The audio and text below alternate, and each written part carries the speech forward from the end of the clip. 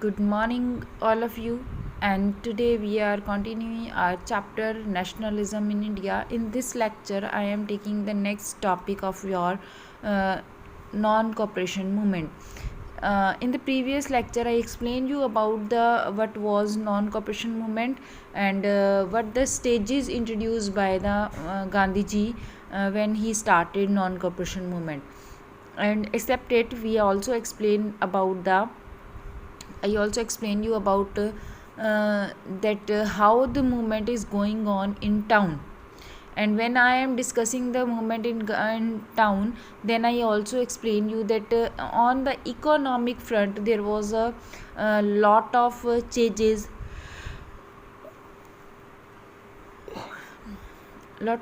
in Indian economy because of non-cooperation movement.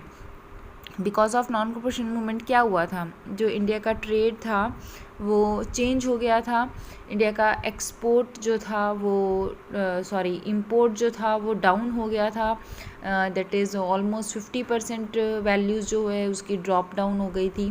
That is from 102 crore to 57 crore पर वो आ गया था. ठीक है. और इसके अलावा मैंने आपको ये भी बताया था कि जो नॉन कॉपरेशन मूवमेंट थी वो टाउन्स में सक्सेसफुल क्यों नहीं रही थी, जिसमें हमने पढ़ा था कि खादी बहुत ज़्यादा एक्सपेंसिव थी, लोगों के पास और ज़्यादा कोई चॉइस नहीं थी. So that after some time they have to be move there on work.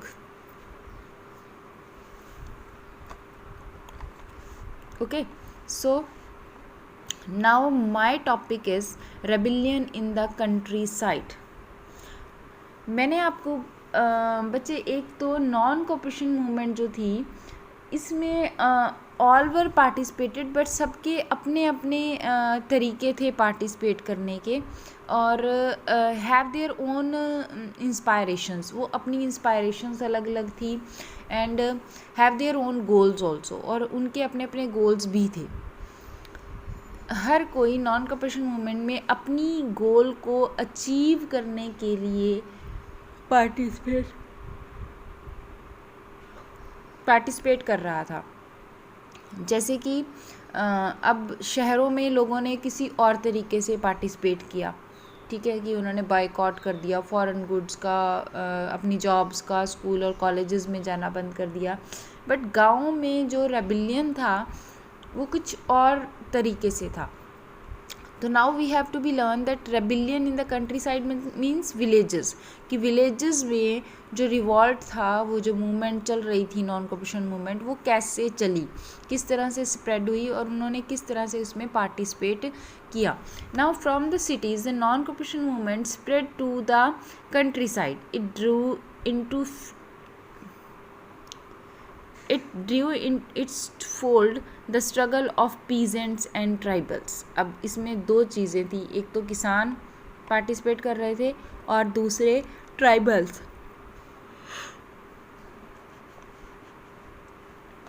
Tribals जो थे वो पार्टिसिपेट कर रहे थे. Now which were developing in different part of India in the years after the war. और जो ट्राइबल सोसाइटीज़ थी वो भारत के अलग अलग एरियाज़ में, अलग अलग पार्ट्स में डेवलप हो चुकी थी आफ्टर द वॉर के बाद. ठीक है. Now Awadh peasants were led by Ramchandra. अब यहाँ पर हमारे पास एग्ज़ाम्पल जो है वो अवध का है. अवध में जो किसान थे उनको जो नॉन कॉपरेशन मूवमेंट थी उसमें कौन पार्टिसिपेट करवा रहा था, दैट वॉज बाय बाबा रामचंद्र. नाम याद रखना है, बाबा रामचंद्र. बाबा रामदेव के नाम से याद रखना, देव नहीं है, चंद्र है. ठीक है, बाबा रामचंद्र. ठीक है. अब सन्यासी, जो कि एक सन्यासी थे, who had earlier been to Fiji as an indentured labour. अब वो फिजी से आए थे, जो कि वो अर्लियर वो कहाँ थे, फिजी में एज ए इंटेंजर्ड लेबर वर्क कर रहे थे. इंटेंजर्ड लेबर मैंने समझाया था ना आपको chapter making of global world में, कि जो बॉन्ड के तहत काम करती थी और आफ्टर सम टाइम उनको वापस अपने डेस्टिनेशन पर भेज दिया जाता था. बट यहाँ पर मैंने आपको बताया था कि सभी वापस नहीं आ पाते थे, बट यहाँ पर बाबा रामचंद्र जो थे वो वापस आए थे, ठीक है। तो वो फिजी से आए हुए एक इंटेंजर्ड लेबर थे और सन्यासी थे। The movement there was against the talukdars and landlords. अब यहाँ पर जो मूवमेंट थी वो ब्रिटिशर्स के अगेंस्ट नहीं थी, non cooperation movement. Non cooperation का मीनिंग पता था उन्हें कि कॉपरेट नहीं करना, ठीक है। But movement was not against Britishers, movement was against the talukdars and landlords. Talukdars और लैंडलॉर्ड्स,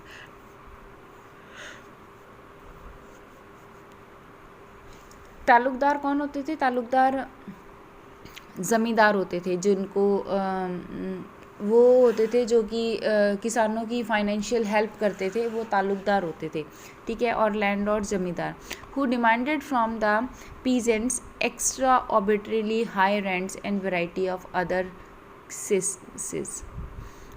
अब तब जो लैंडलॉर्ड्स और तालुकदार से वो पीजेंट से क्या मांग रहे थे? वो उनसे हाई रेंट ले रहे थे, लैंडलॉर्ड्स भी और वो भी, वैरायटी ऑफ अदर सीजेस, और भी बहुत कुछ, मतलब इन अदर फॉर्म्स में वो उनसे बहुत सारा जो रेंट है, जो टैक्स है, वो कलेक्ट कर रहे थे। अब peasants had to do begar and work at landlords farms without any payment. अब जो पीजेंट्स थे वो लैंडलॉर्ड की ज़मीन पर काम कर रहे थे इन द फॉर्म ऑफ बेगार। बेगार पता है आपको क्या होता है? बेगार होता है जब बिना सैलरी के, बिना वेजेस के हम काम करते हैं, उसे हम बेगार कहते हैं, कि उनको उस चीज़ के, उस काम के कोई भी पैसे नहीं मिलते थे, ज़बरदस्ती उनसे काम लिया जाता था बेगार पर, और विदाउट एनी पेमेंट, जहाँ पर उन्हें कोई भी पेमेंट नहीं मिलती थी। As tenants they had no security of tenure. अब वो एज ए टीनेंट वर्क कर रहे थे, बट उन्हें कोई भी सिक्योरिटी नहीं थी।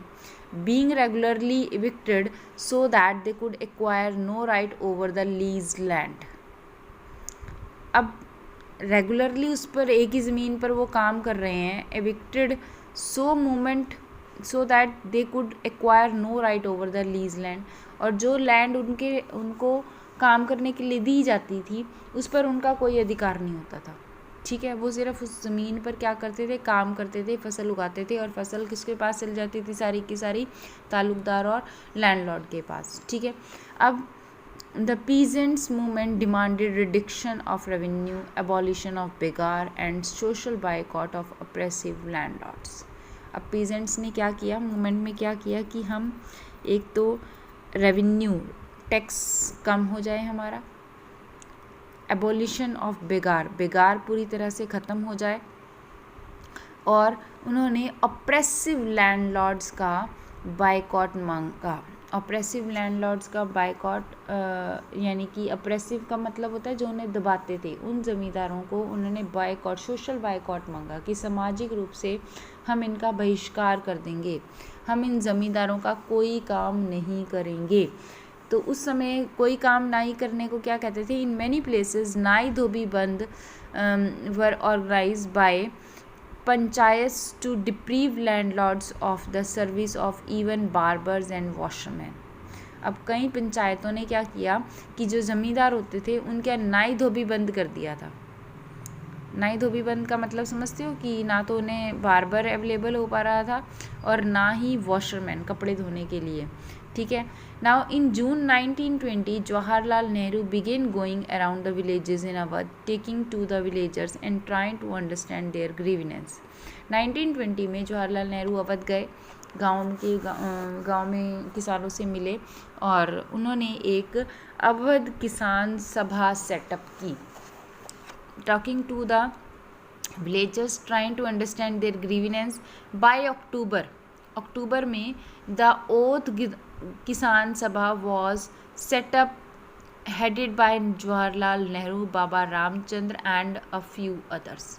अब उन्होंने अवध में एक किसान सभा सेटअप कर दी गई, जिसमें जवाहरलाल नेहरू के साथ साथ बाबा रामचंद्र और कुछ दूसरे लीडर्स थे, ठीक है। अब किसान सभा क्या कर रही थी? Kisan Sabha non cooperation movement में पार्टिसिपेट कर रही थी। Within a month 300 branches has been set up in villages around the region, और 1 महीने के अंदर अंदर उन्होंने इस किसान सभा की 300 ब्रांचेस जो हैं वो अलग अलग एरियाज़ में सेटअप कर दी. So when the non cooperation movement began the following year, the effort of the Congress was to integrate the Awadh peasant struggle into the wider struggle. अब यहाँ पर कांग्रेस का मेन एफर्ट क्या था कि जो अवध का किसानों का स्ट्रगल है उसको एक बड़ा स्ट्रगल बना दिया जाए. ठीक है. Now Congress leadership was unhappy with the peasant movement, however, developed in the forms that the Congress leadership was unhappy with. As the movement spread in 1921, the house of talukdars and merchants were attacked. अब क्या हुआ, अब गांधी जी या ये कह सकते हैं कि कांग्रेस की लीडरशिप जो थी वो इससे अनहैप्पी हो गई किसान मूवमेंट से. क्यों अनहैप्पी हो गई, इसका कारण देखो वो यहाँ पर क्या बता रहा है कि 1921 में किसानों ने मर्चेंट्स और तालुकदार्स पर अटैक स्टार्ट कर दिए. बाज़ारों को लूटना स्टार्ट कर दिया. ग्रेन जो कि उन्होंने अपने पास जमा करके रखा हुआ था उसको लूटा और उसको विलेजर्स में बांट दिया. In many places local leaders told peasants that Gandhiji had declared that no tax were to be paid and land was to be redistributed among the poor. और कईयों ने क्या कहा कि गांधी जी ने ये कहा है कि कोई टैक्स नहीं देना और लैंड जो है वो दोबारा से किसानों के बीच में और गरीबों के बीच में डिस्ट्रीब्यूट की जाएगी. The name of Mahatma was being invoked to sanction all action and aspiration. और महात्मा के नाम पर, महात्मा गांधी के नाम पर बहुत कुछ जो है एक्शंस जो हैं वो जो उनको इंस्पायरेशंस जो हैं और एक्शंस जो हैं वो ले लिए गए. तो यहाँ पर थोड़ा बहुत क्या कर दिया गया, थोड़ा बहुत वायलेंस क्रिएट कर दिया गया जब बाज़ारों को लूटा गया और मर्चेंट्स के हाउसेस पर अटैक किया गया. तो इस तरह से गांधी जी थोड़ा से यहाँ पर किसानों से अनहैप्पी हो गए थे. ठीक है. तो this is the movement in Awadh. Awadh में ये मूवमेंट थी by the peasants, by the farmers. Farmers ने किस तरह से नॉन कॉपरेशन मूवमेंट में पार्टिसिपेट किया. ये पूरा का पूरा एक क्वेश्चन बनता है that describe the Awadh movement in Awadh. तो यहाँ पर यही आएगा सारा कि started by Baba Ramchandra and what was the problem क्या थी कि तालुकदार्स और जो लैंडलॉर्ड्स थे वो एक्स्ट्रा ऑर्डिनरी रेंट्स ले रहे थे और बेगार पर वर्क करवा रहे थे. Then they started the movement. जब उन्होंने मूवमेंट स्टार्ट की तो उन्होंने क्या क्या किया. Firstly they what was there demands. Awadh के किसानों की डिमांड्स क्या थी कि डिमांड्स में रिडक्शन ऑफ रेवेन्यू था, एबोलिशन ऑफ बेगार था and social boycott of oppressive landlords था. ठीक है. नाई धोबी बंद जिसे आप लिख सकते हो. ठीक है. अब अवध किसान सभा 1920 में जवाहरलाल नेहरू ने फॉर्म्ड की. ठीक है. उसके बाद अक्टूबर और में Awadh Kisan Sabha headed by Jawaharlal Nehru and Baba Ramchandra. और उसके बाद वो बहुत सारे विलेजेस में फैल गई. एंड 1920 में farmers have attack on the merchants and talukdars and looted the grain hordes and taken over many places. Local leaders told peasants that Gandhi had declared that no tax were to be paid and land was to be redistributed among the peasants. ये आएगा आपका short note on the Awadh. ये मैंने points आपको बता दिए हैं. इसको आज लिखने की कोशिश करनी है आपने अपनी नोटबुक्स में. Okay. Now come on the next topic. अब हम नेक्स्ट टॉपिक को डिस्कस करेंगे. That was just a minute. अब हमारा जो नेक्स्ट टॉपिक है दैट वाज ट्राइबल्स. अब ट्राइबल्स जो थे वो किस तरह से उसको डिस्कस कर रहे थे. How they participated into the movement. अब उन्होंने किस तरह से अवध नॉन कॉपरेशन मूवमेंट में पार्टिसिपेट किया. Now I am for this we are on the next video.